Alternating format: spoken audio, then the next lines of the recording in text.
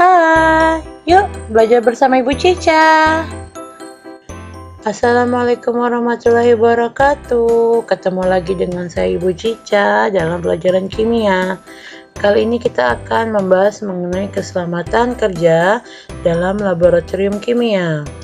Tapi jangan lupa sebelum kita belajar, like, subscribe my channel, dan jangan lupa bunyikan lonceng notifikasimu agar tidak ketinggalan video-video berikutnya. Terima kasih. Kita sudah mengetahui bahwa ilmu kimia berlandaskan dengan eksperimen. Eksperimen dapat dilakukan di dalam suatu laboratorium. Laboratorium kimia adalah suatu tempat untuk praktika melakukan suatu percobaan sehingga dapat membuktikan, menemukan, bahkan mengembangkan suatu konsep. Dalam bekerja di dalam laboratorium, kita harus menggunakan alat keselamatan diri. Apa saja alat keselamatan diri? Ini dia. Yang pertama adalah jas laboratorium. Ini untuk menghindari tubuh kita terkena langsung dengan bahan kimia yang tidak sengaja tumpah. Kemudian gunakan sarung tangan, lalu gunakan kacamata laboratorium, kemudian gunakanlah sepatu yang tertutup agar ketika bahan itu jatuh tidak langsung terkena dengan kaki kita, dan gunakan masker.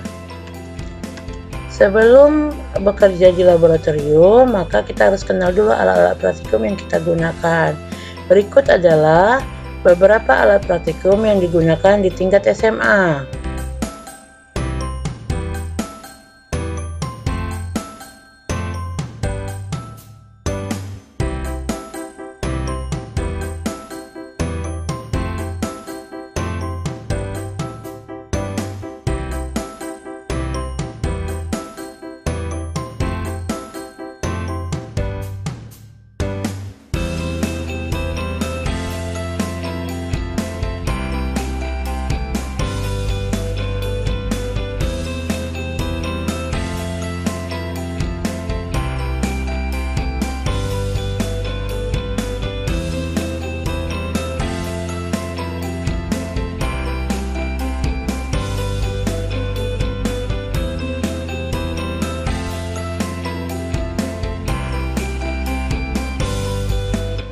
Nah, inilah beberapa alat praktikum yang harus kalian ketahui yang biasa digunakan dalam laboratorium tingkat SMA.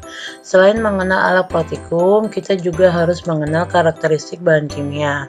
Hal ini untuk memudahkan kita dalam menangani alat bahan kimia tersebut, baik dalam menggunakan, membuang, bahkan menyimpan. Berikut adalah karakteristik bahan kimia yang dimaksud.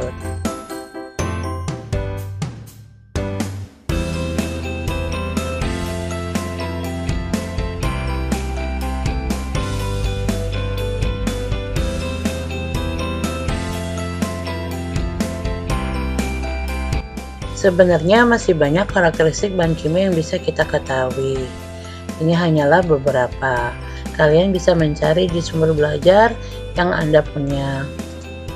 Selain mengenal karakteristik bahan kimia dan alat, kita juga harus mentaati tata tertib laboratorium untuk mencegah kecelakaan dalam praktikum. Apa saja tata tertibnya? Yang pertama mengenai peralatan laboratorium.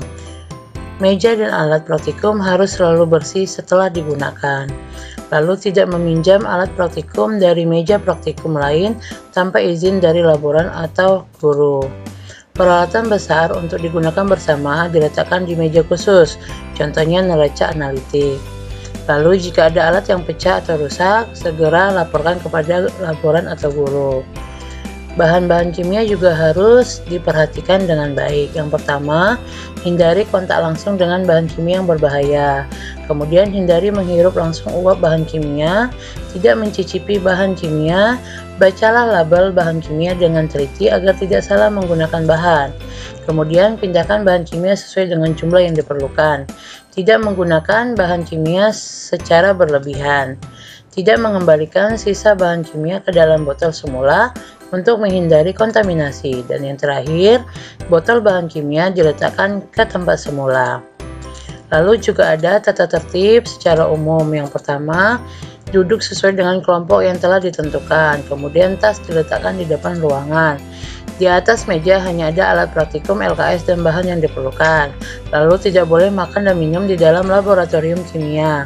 Tidak boleh bermain-main dengan alat dan bahan kimia di dalam laboratorium. Kemudian jagalah kebersihan laboratorium, alat, serta meja praktikum. Lalu rencanakanlah percobaan yang akan dilakukan sebelum memulai praktikum. Kemudian siswa yang berambut panjang, rambut harus diikat. Pencatatan hasil percobaan harus segera dilakukan setelah praktikum selesai.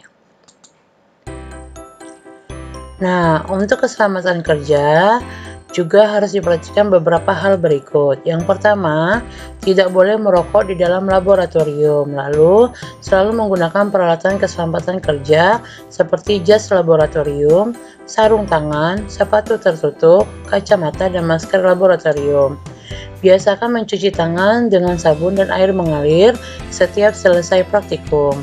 Bila kulit terkena bahan kimia, segera dicuci dengan air mengalir.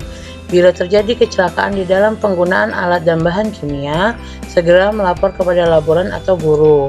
Dan yang terakhir, harus mengetahui letak tabung pemadam kebakaran dan kotak P3K. Nah, demikianlah materi untuk hari ini. Untuk evaluasi diri, kalian carilah fungsi dari peralatan di laboratorium di bawah ini. Ada gelas kimia, Erlenmeyer, gelas ukur, labu ukur, sampai dengan lumpang alu.